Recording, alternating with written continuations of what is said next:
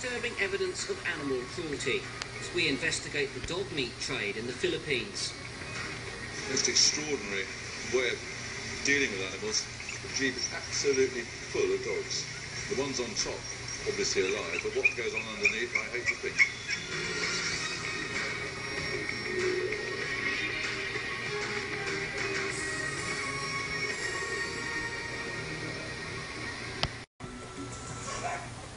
John's a trustee of the International Wildlife Coalition Trust, which has set up a sanctuary in Tarlac, north of Manila. It provides a home for the dogs that they rescue from the meat trade. Oh, 200 dogs. Amazing. Most of the money has been raised in Britain, but the sanctuary is run by a separate Filipino charity, the Animal Kingdom Foundation. There's years. Not even barking at me. The centre has a fully equipped clinic, staffed with its own vets. Dr. Roland? So this is one of the recent arrivals? Yes, last batch. We got him last week. Is to get the dogs fit and healthy so they can be rehomed. A lot of the dogs with Brits here in the Philippines, but Blake has been adopted by a local. Like most of the dogs, Blake was rescued on the way to the slaughterhouse. The dogs are often tied up with tin can muzzles to make them easier to transport.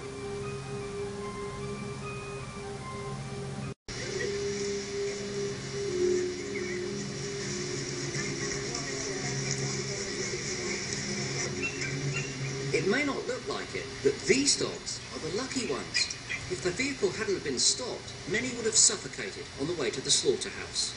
There's solid sides and they've got no ventilation from that height downwards. The only ventilation is immediately at the back and a bit in the front. The jeep is absolutely full of dogs. The ones on top, obviously alive, but what goes on underneath, I hate to think.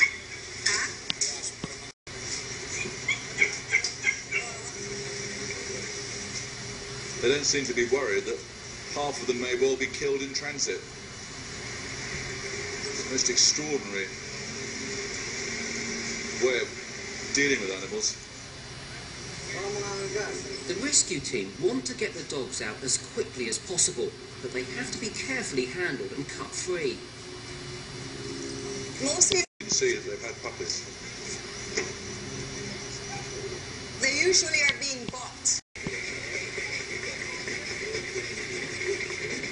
Normally, dogs cool down by panting, but these animals can't even open their mouths.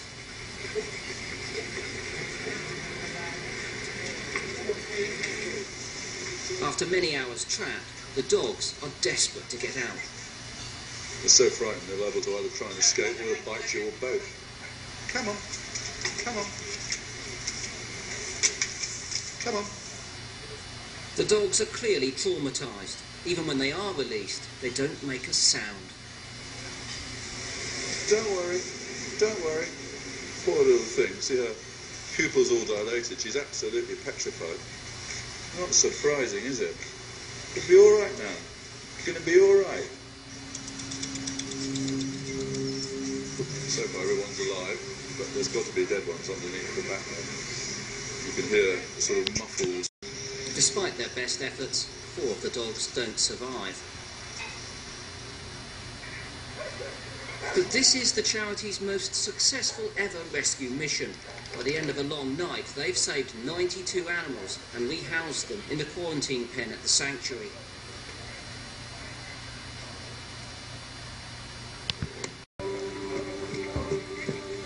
The charity's had a tip-off that dogs are in danger at a small backstreet restaurant.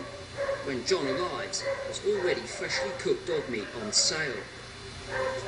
The owner and the butcher are taken into custody. The tightly packed sack. They've managed to rescue one of the dogs. And That's the cooked meat, is it? yes. There can only be one name for this little chap. Lucky. He doesn't know what's happening. Back at the sanctuary, the rescued dogs are starting to recover. They're still strangely silent, but staff are confident that with care, they'll soon get their bark back. I intend to do as much as is necessary, both for the sake of the dogs, but also for the sake of the Filipino people themselves. As time's gone on, they've agreed more and more with us, and it's been quite obvious that they are as proud as we are that the trade has been stopped, and also they're as proud as we are that they've got a centre which looks after and cares for dogs humanely.